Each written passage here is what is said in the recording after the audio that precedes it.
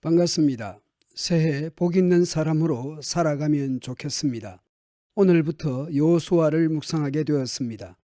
2월 초까지 여호수아를 묵상하고 이후 누가복음을 묵상하게 될 것입니다.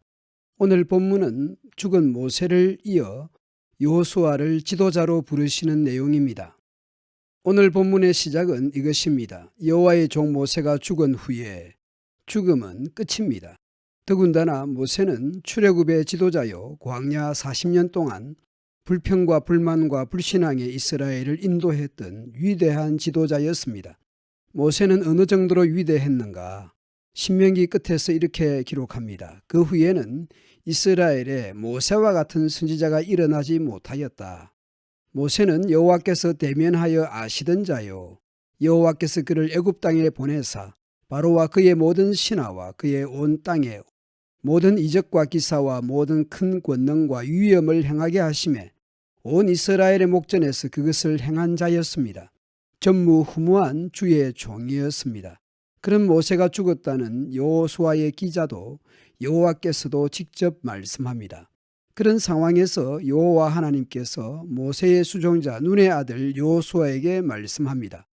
내 종 모세가 죽었으니 이제 너는 이 모든 백성과 더불어 일어나. 그렇게 위대했던 모세, 지난 40년 동안 공동체가 의지했던 모세가 죽어서 여호수아와 백성들이 주저앉아 있었을까요? 살아 생전에는 그렇게 못 살게 하더니 떠나고 나면 빈자리가 커 보인다고들 하지 않습니까? 막상 모세가 떠나고 나니 주저앉았을까요?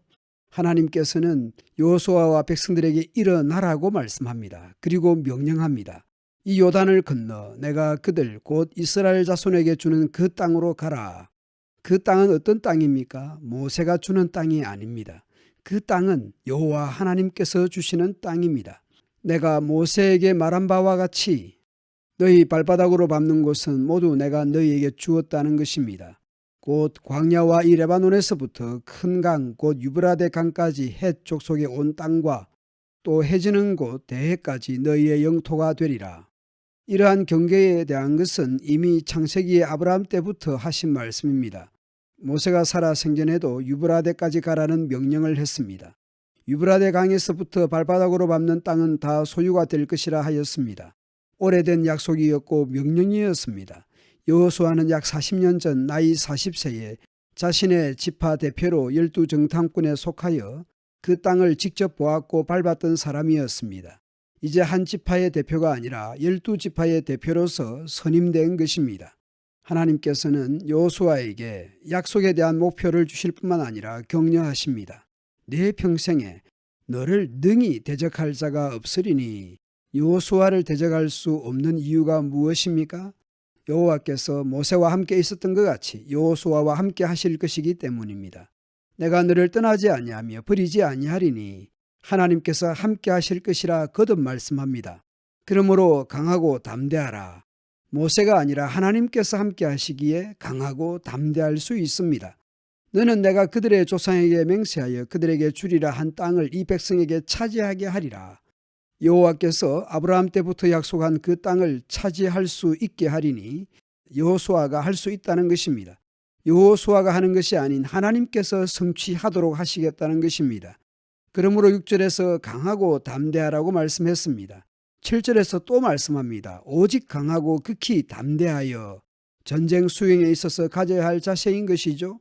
여호수아가 여호와의 종 모세가 네게 명령한 그 율법을 다 지켜 행하고 우로나 조화로나 치우치지 말라. 그리하면 어디로 가든지 형통하리니 이 율법책을 네 입에서 떠나지 말게 하며 주야로 그것을 묵상하여 그 안에 기록된 대로 다 지켜 행하라.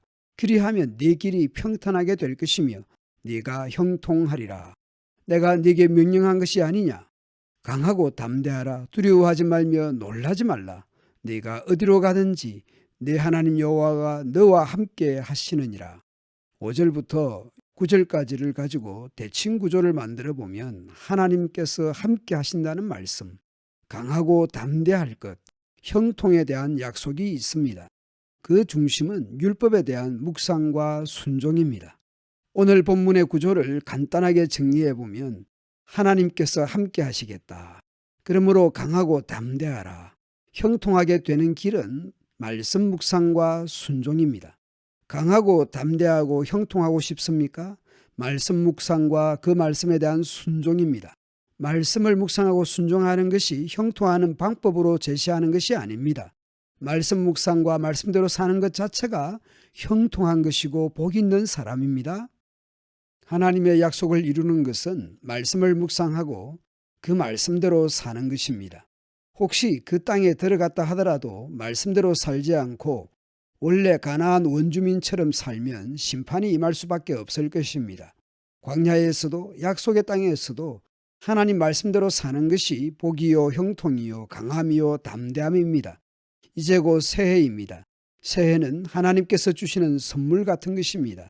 새해에 매일 말씀을 묵상하고 그 말씀대로 살아서 형통하고 강하고 담대한 한 해가 되면 좋겠습니다. 감사합니다.